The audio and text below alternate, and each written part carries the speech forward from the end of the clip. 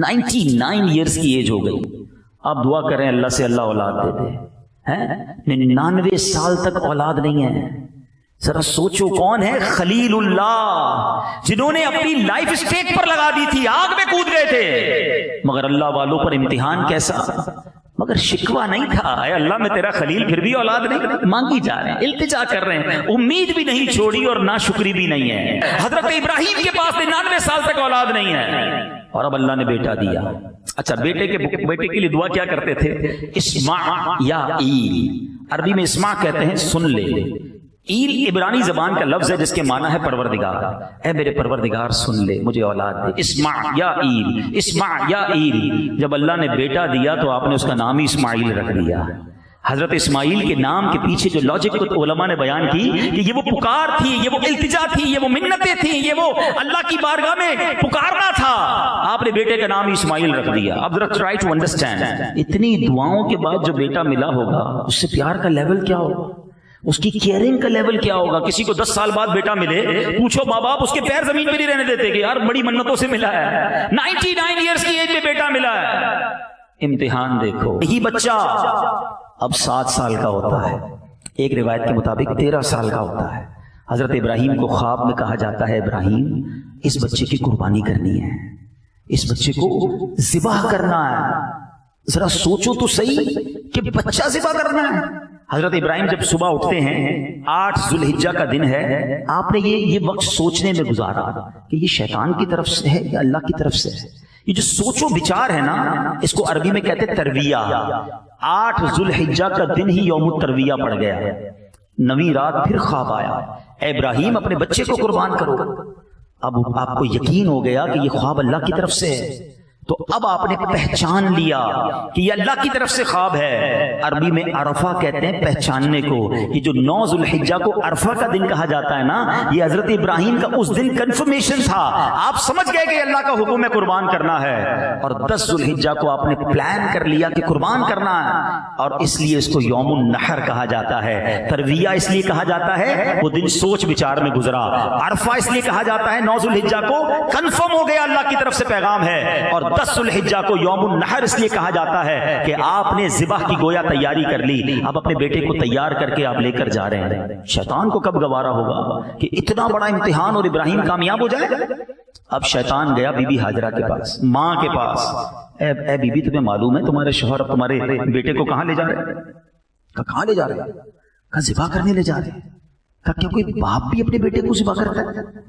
کہاں, ان کو اللہ کی طرف سے حکم ہے. سنو بی بی ہاجرہ کا جواب. آپ فرماتی ہیں اگر میرے رب کا حکم ہے تو اچھی بات ہے, میں بھی راضی ہوں, ذبح کروانے کے لیے راضی ہوں. شیطان آپ کے بیٹے کے پاس, حضرت اسماعیل کے پاس آیا, اے بیٹے تمہیں پتا ہے تمہارے والد کدھر لے جا رہے ہیں؟ کہاں لے جا رہے ہیں؟ کہ تمہیں ذبح کرنے لے جا رہے ہیں. حضرت اسماعیل کہتے ہیں کیا باپ بھی کبھی بیٹے کو ذبح کرتا ہے؟ کہاں تمہارے بابا جان کو اللہ کا حکم ملا ہے. وہ بیٹا کیا کہتا ہے, اگر رب کا حکم ہے تو میں ذبح ہونے کے لیے تیار ہوں. یہ کیسا خاندان تھا.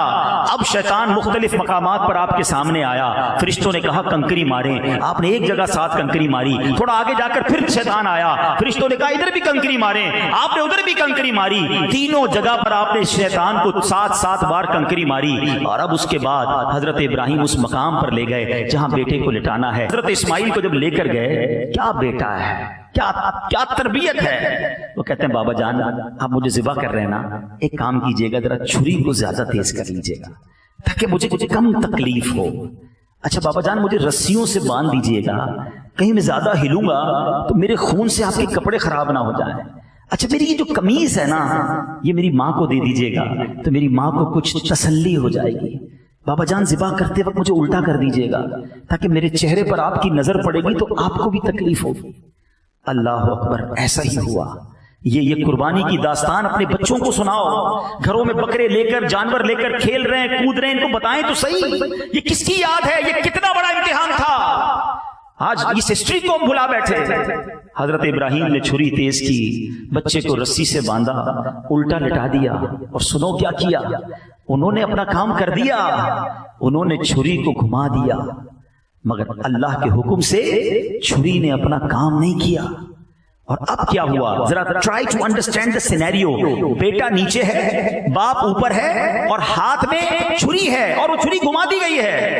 اتنے میں حضرت ابراہیم علیہ الصلوۃ والسلام کو اوپر سے ایک آواز آئی, اللہ اکبر اللہ اکبر.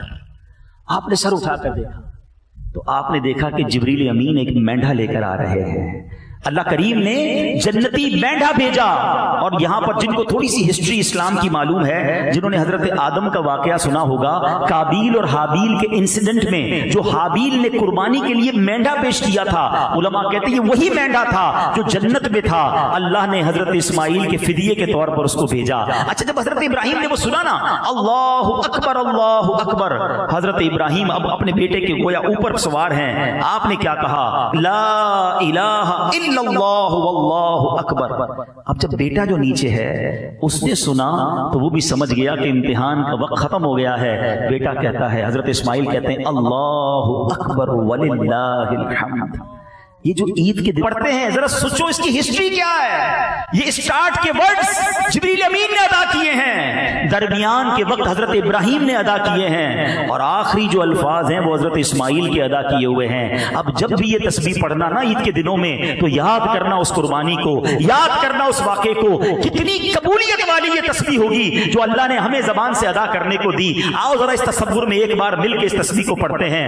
اللہ اکبر اللہ اکبر, لا الہ الا اللہ واللہ اکبر اللہ اکبر وللہ الحمد. تو یہ تسبیح کی اصل حقیقت ہمیں پتہ ہونی چاہیے. تو اے میرے پیارے اسلامی بھائی, دیٹ واز دا ہسٹری. یہ پتا ہونا چاہیے کہ یہ کتنی بڑی قربانی تھی جو وہ کامیاب ہوئے. عقل والوں کے نصیبوں میں کہاں ذوق جنوں, عشق والے ہیں جو ہر چیز لٹا دیتے ہیں.